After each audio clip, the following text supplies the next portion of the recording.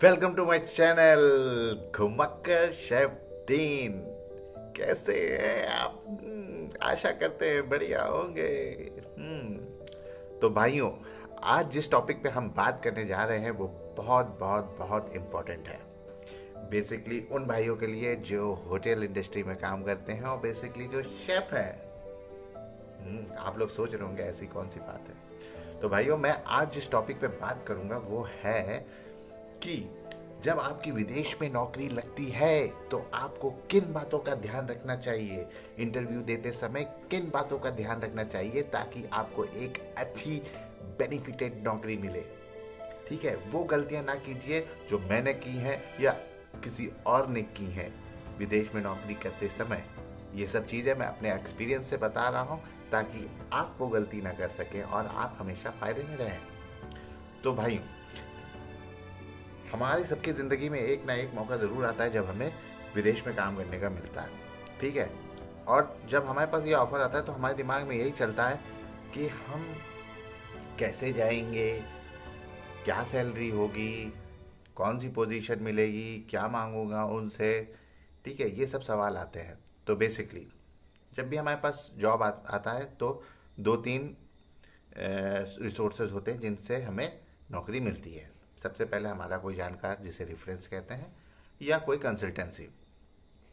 ठीक है, तो जब आपका इंटरव्यू होता है तो सबसे पहले आपको क्या क्या पूछना है इंटरव्यू में? अपनी पोजीशन। ठीक है, आप अपनी पोजीशन को क्लियर रखिए। आप जिस पोजीशन पे जाना चाहते हैं आप वो चीज़ रखिए। आप उनको बताइए कि आपके अंदर क्या क्वालिटीज़ हैं और मैं इस पोजीशन के लिए वर्थ हूँ। कभी भी ये मत कीजिएगा कि आपको वो सैलरी अगर डॉलर्स में दे रहे हैं, आपने उसे कन्वर्ट किया इंडियन में, आपको ज़्यादा लगी और आपने पोजीशन नहीं मांगी। ठीक है यार, पोजीशन नहीं मांगते हैं, कहीं पोजीशन बढ़ी हुई, ज़्यादा काम करना पड़ेगा, ये है वो है, ये सब मत सोचिए। अगर आप उसके लायक हैं, आप मांगिए खूब मुंह खोल के कि मुझे ये पोजीशन चाहिए। मैं आगे बताऊंगा क्यों ऐसा। ठीक है। दूसरा, सैलरी। सैलरी आप जब भी मांगने चल रहे हैं तब सबसे पहले आप उसके बारे में रिसर्च कीजिए, उस कंट्री के बारे में रिसर्च कीजिए जहां आप काम करने जा रहे हैं। वहाँ का लिविंग स्टेटस क्या है, वहाँ की महंगाई दर क्या है। ठीक है, आप कितने रुपए में, कितने डॉलर्स में वहाँ पे सरवाइव कर सकते हैं। ठीक है, ये सब चीज़ों का आपको जानना बहुत ज़रूरी है क्योंकि आपको तो यहाँ, आप तो इंडिया में पढ़े हैं या किसी और देश में जो भी पढ़े हुए हैं, आपको तो नहीं पता उस देश में कितनी महंगाई है और कितने कितने रुपए में वहाँ पे काम चल जाता है, हमारा महीने भर का खर्चा पड़ जाता चल जाता है। तो ये सब चीज़ आपको जानना ज़रूरी है। तो आपके पास गूगल है, गूगल बाबा है हमारे पास। गूगल में रिसर्च कीजिए कि कितने में हो पाएगा, क्या है वहाँ पे सूस शेफ की जॉब कितनी मिलती है, सूस शेफ को सैलरी कितनी मिलती है, कॉमी को सैलरी कितनी मिलती है, सीडीपी की सैलरी। ये सब जानना आपके लिए बहुत ज़रूरी है। अगर आपने ये नहीं जाना तो आप डिमांड नहीं कर पाएंगे, एक सही सैलरी की डिमांड नहीं कर पाएंगे। और जब आप नौकरी ज्वाइन कर लेंगे तो आप अपने आप को ठगा सा महसूस करेंगे कि और गलती हो गई भाई। ये होता है, पछतावा होता है भाई, मैं बता रहा हूँ। अगर ये मांग लिए होते तो, इतना मांग लिए होते तो ये भी मिल जाता यार। तो भाई रिसर्च कर लो और तब मांगो। ठीक है, और अब मैं कह रहा था आपसे कि मैं पोजीशन के फायदे बताऊंगा। देखिए, कभी कभी हमें डॉलर्स मिले तो हम पोजीशन भूल जाते हैं, छोड़ो हटा यार, इतना मिल रहा है सही है। नहीं, आप जब, अगर आप लायक हैं उस चीज़ के लिए और आप मांगते हैं तो उसके फ़ायदे क्या होंगे? अगर आप सू शेफ के लिए जाते हैं तो सू शेफ के बेनिफिट्स अलग होते हैं। आपको अकोमोडेशन उस हिसाब का मिलता है, आपको आने जाने की सुविधा उस हिसाब से मिलती है, आपको सैलरी में पर्क्स बेनिफिट उस हिसाब से मिलते हैं। अगर आप एक सीडीपी हैं तो आपके पर्क्स एंड बेनिफिट अलग होंगे। आप अगर सू शेफ हैं तो आपके बेनिफिट और पर्क्स अलग होंगे। ये लोग नहीं सोचते हैं, विदेशों में ऐसा होता है और कंपनियां इस चीज़ का ध्यान देती हैं कि अगर एक बंदा अपर पोजीशन के लिए आ रहा है तो उसकी सुख सुविधाएं अलग अलग की जाएं। वो कभी भी एक कमरे में तीन लोग को नहीं रुकाएंगे, तीन सुशेफ्स को नहीं रुकाएंगे कि चलो ठीक है चलता है।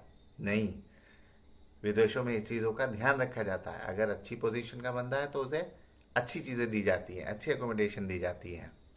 ठीक है, तो इसीलिए मैं कह रहा था पोजीशन अपनी क्लियर रखिए। फिर वर्किंग आवर्स, आप कितने घंटे काम करेंगे, कितने ऑफ होंगे, कितनी छुट्टियां मिलेंगी। ये सब जानना बहुत ज़रूरी है। एक साल में हम कितनी बार घर जा पाएंगे? बेसिकली एक ही बार जाते हैं, एक बार आना एक बार जाना, उसकी फ़्लाइट टिकट एक कंपनी देती है। लेकिन फिर भी आप पूछिए, कभी कभी ऐसा होता है कि छुट्टी तो वो देते हैं लेकिन फ़्लाइट टिकट नहीं देते हैं। ठीक है। अपने कॉन्ट्रैक्ट को अच्छी तरीके से पढ़िए साइन करने से पहले। अंधों की तरह मत साइन कर दीजिए, अरे ठीक है मिल रहा है यार डॉलर, साइन कर दिया। नहीं, अपने कॉन्ट्रैक्ट को अच्छे तरीके से पढ़िए, एक एक लाइन को सही से पढ़िए। और आपको अगर उस पर किसी प्रकार का भी शक है, किसी भी प्रकार का कंफ्यूजन है, तो उसको कॉल करके एचआर से क्लियर कीजिए। ठीक है।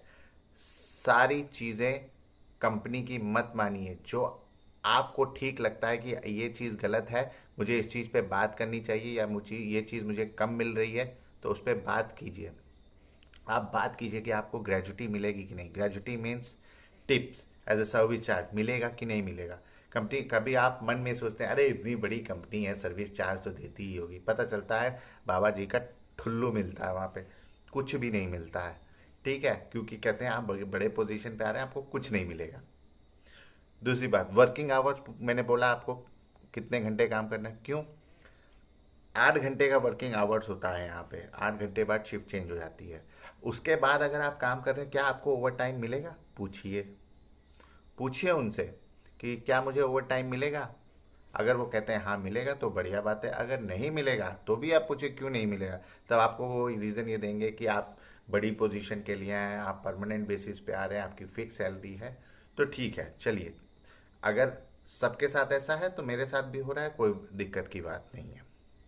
ठीक है। कितने आपकी सिक लीव्स बनती हैं? ठीक है, कितने आपकी पीएल है, कितनी आपकी सीएल है, क्या आप कॉम्पॉप्स को अपनी छुट्टियों के साथ मर्ज कर सकते हैं कि नहीं कर सकते हैं, ये जानिए। ठीक है।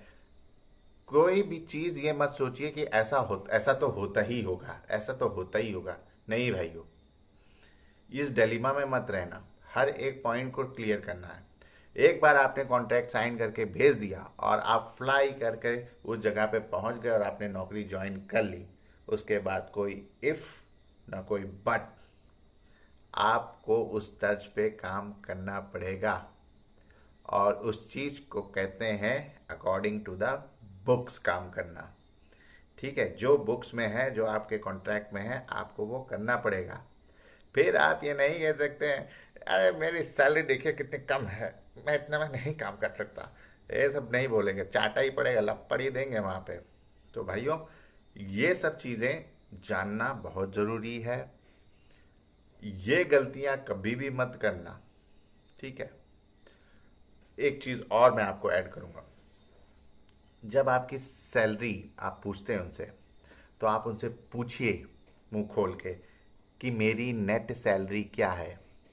कभी भी ग्रॉस सैलरी सुन करके उस पर साइन मत कीजिए क्योंकि ग्रॉस इतनी बड़ी सैलरी मिल रही है, नहीं, बेवकूफ़ बन जाएंगे आप हमेशा नेट सैलरी पूछिए कि मेरी नेट सैलरी मेरे हाथ में आप कितनी देंगे। ठीक है। क्योंकि ग्रॉस सैलरी जब वो बताते हैं तो ग्रॉस सैलरी में बहुत सारी चीज़ें जुड़ी होती हैं जो कट पिट के बाद में नेट सैलरी आपकी बहुत कम आती है। जैसे उसमें इंश्योरेंस रहेगा, उसमें मेडिकल इंश्योरेंस का पैसा रहेगा, उसमें इनकम टैक्स होगा, उनका बहुत सारी चीज़ें उसमें रहती हैं छोटी छोटी छोटी, जो वो डिडक्ट करके आपको एक नेट सैलरी देते हैं। और अगर आपने ग्रॉस सैलरी पे हाँ कर दिया और आप नेट सैलरी देखते हैं कम है, तो आपके होश फाख्ता हो जाएंगी, फाख्ता। तो नेट सैलरी मांगिए, हमेशा अपनी नेट सैलरी पूछिए। अगर आप इन सब बातों का हमेशा ध्यान रखेंगे भाइयों, तो आप हमेशा विन विन पोजीशन में रहेंगे। आप हमेशा अपनी नौकरी को एंजॉय करेंगे, आप अपनी सैलरी को एंजॉय करेंगे, आप अपनी लाइफस्टाइल को एंजॉय करेंगे, और यहाँ से फ्री हो जाएंगे। आप ये परेशान नहीं होंगे कि मुझे कम मिल रहा है या मुझे अच्छा नहीं मिला, मेरे साथ ये गलत हो गया, मेरे साथ वो गलत हो गया। अगर आप बेवकूफ़ बन रहे हैं तो बेवकूफ़ आप हैं, आपने उसकी रिसर्च नहीं की ठीक से। ठीक है। बताने वाले भी आपके सामने अब आ गए हैं, देखिए सब कुछ बता रहे हैं। अब इसके बाद भी अगर आप लोग गलती करते हैं तो ये तो गलती आपकी होगी, मेरी नहीं। तो ठीक है भाइयों, तब तक के लिए अलविदा। नमस्कार।